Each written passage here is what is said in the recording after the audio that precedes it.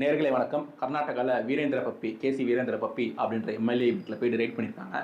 அவங்க சம்மந்தமான 30, 31 இடத்துல ரெய்ட் பண்ணியிருக்காங்க. ரெய்ட் பண்ணதுல அவங்க கண்டுபிடிச்சது ₹12,00,00,000 கேஷ் கண்டுபிடிச்சிருக்காங்க. ₹11,00,00,000 இந்தியன் கரன்சி, அப்புறம் ₹1,00,00,000 ஃபாரின் கரன்சி கண்டுபிடிச்சிருக்காங்க. ₹1,00,00,000 மதிப்புள்ள ஃபாரின் கரன்சி கண்டுபிடிச்சிருக்காங்க. அதுவும் இல்லாம ₹6,00,00,000 மதிப்புள்ள தங்க கட்டிகள், தங்க நகைகள் இதெல்லாமே ₹6,00,00,000 மதிப்புள்ள தங்கம் கண்டுபிடிச்சிருக்காங்க. 10 கிலோவுக்கு வெள்ளி பொருட்கள் கண்டுபிடிச்சிருக்காங்க. அது இல்லாம 4 வெளிநாட்டு காரு, 17 பேங்க் அக்கவுண்ட், 2 லாக்கரை எல்லாமே முடக்கி வச்சிருக்காங்க. எல்லாம் இடி ரெய்டில் கிடச்சிருக்கு.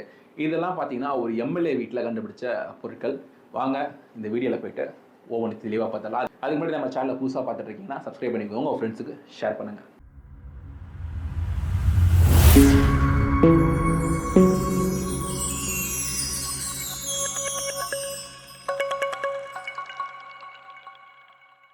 போன வாரம் கேசி வீரேந்திர பப்பி அப்படின்ற காங்கிரஸ் எம்எல்ஏவோட வீட்டில், கர்நாடகா காங்கிரஸ் எம்எல்ஏவோட வீட்டில் போய் ரெய்ட் பண்ணியிருக்காங்க இடி.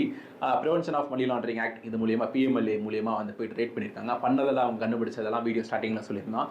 இவர் யார் அப்படின்னு சொல்லி பார்க்கும்போது ஒரு சாதாரண எம்எல்ஏ. ஆனால் இவருக்கு என்ன பிஸ்னஸ் அப்படின்னு சொல்லி பார்க்கும் வந்து இந்தியாவில் 3 இடத்துல லீகலாக கெசினோஸ்லாம் வச்சு நடத்தலாம். கெசினோஸ்னால் நீங்கள் இந்த ஜேம்ஸ் பாண்ட் இந்த மாதிரி படங்கள்லாம் பார்த்துருந்தீங்கன்னு வைங்க, உங்களுக்கு அந்த கெசினோவில் போய்ட்டு இந்த பெட்லாம் வைப்பாங்க, இந்த சீட்டு கட்டெல்லாம் வச்சு பெட்டிங் வச்சு நடத்துவாங்க. இப்போ நீங்கள் ஆன்லைன் எல்லாருமே வீட்டில் ஊரில் வந்து சீட்டு கட்டு விளையாடுவாங்கல்ல, அதே தான் வந்து ஒரு பெரிய கிளப்பு மாதிரி வச்சு அதில் நடத்தினா அது கெசினோ. இன்னும் நிறைய அர்த்தங்கள் இருக்கலாம், அது ஓரம் கட்டி வச்சுப்போம். இந்த மாதிரி கெசினோன்றது கோவா, சிக்கிமில் வந்து 3 இடத்துல லீகலாக நடத்த முடியும். இவர் வந்து பார்த்தீங்கன்னா கோவாவில் ஆல்ரெடி வச்சிருந்திருக்காரு, இந்த கெசினோலாம் வச்சிருந்திருக்காரு.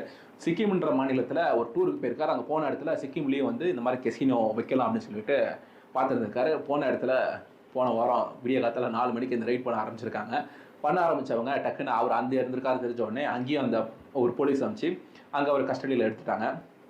எடுத்த உடனே இந்த ரெய்டு ஒரு சில மணி நேரங்கள் பேருக்கு போன இடத்துல இந்த வீடியோவில் சொன்ன மாதிரி இவ்வளோ விஷயங்கள் கண்டுபிடிச்சிருக்காங்க. இது எல்லாமே வந்து இடிக்கு ஒரு தகவல் கிடைக்குது. இவர் வந்து ஹவாலா டிரான்சாக்ஷன் பண்ணுறவரோ அப்படின்னு இடிக்கு ஒரு தகவல் கிடைக்குது.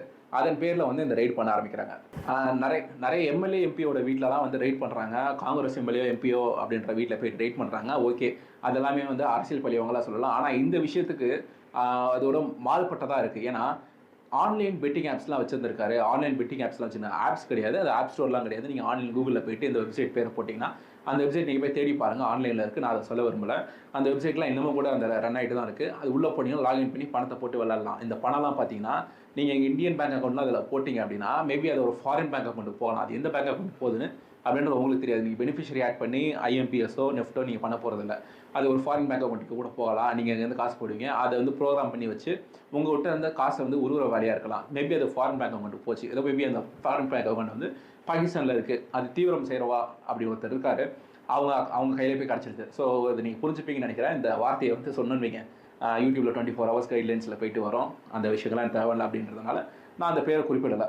கைக்கு இந்த பணம் போச்சு அப்படின்னா இல்லீகலாக அவங்க இந்தியாவுக்கு எதிராக அந்த வேலை செய்ய முடியுமா அப்படின்றத செய்யணும் பார்ப்பாங்க. இவர் செஞ்சிருப்பார் அப்படின்றது கிடையவே கிடையாது. இந்த மாதிரி ஆன்லைன் பெட்டிங் ஆப்ஸ் மூலியமாக தான் அவங்களுக்கு அந்த இல்லீகலாக ஃபண்டிங் போகுது இப்போது இந்த ரீசெண்ட் ட்ரெண்ட்ஸில் அப்படின்றது. இந்த தகவலில் ஆன்லைனில் எல்லா இடத்துலையுமே இருக்குது. நீங்கள் அதை தேடி பார்த்தீங்கன்னா கொஞ்சம் ஒரு 5 நிமிஷம் 10 நிமிஷம் வந்து தேடி பார்த்தீங்கன்னா அவங்களுக்கு எப்படி இப்படிலாம் அந்த ஃபண்டு கிடைக்கும். இந்த சாட் ஜிபிடிலாம் போட்டு பார்த்தீங்கன்னா இந்த தகவல்லாம் உங்களுக்கு கிடைக்கும். மேபி அவர் நிர்வாகியாக இருக்கலாம், குற்றவாளியாக இருக்கலாம். ஒரு விசாரணை ஆரம்பிச்சிருக்காங்க.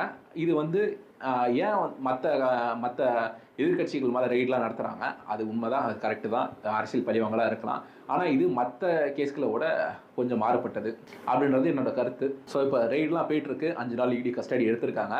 ஸோ இப்போ இந்த விஷயத்தில் என்ன மாதிரி அவுட்கம் வரும் அப்படின்றது உங்களோட கருத்தை கீழே கமெண்ட் செக்ஷனில் சொல்லுங்கள். என்னோட கருத்தில் ஏதாவது பிழை இருந்தால் நீங்கள் கீழே கமெண்ட் செக்ஷனில் சொல்லுங்கள். அது பிழை இருந்தால் கண்டிப்பாக மாற்றிக்கலாம். மீண்டும் ஒரு காணொலியில் சந்திப்போம். மீண்டும் நம்மளோட சேனலுக்கு புதுசாக பார்த்துட்டு இருக்கீங்கன்னா சப்ஸ்கிரைப் பண்ணிக்கோங்க, உங்கள் ஃப்ரெண்ட்ஸுக்கு ஷேர் பண்ணுங்கள், உங்களோட கருத்துக்களை கீழே பதிவிடுங்க.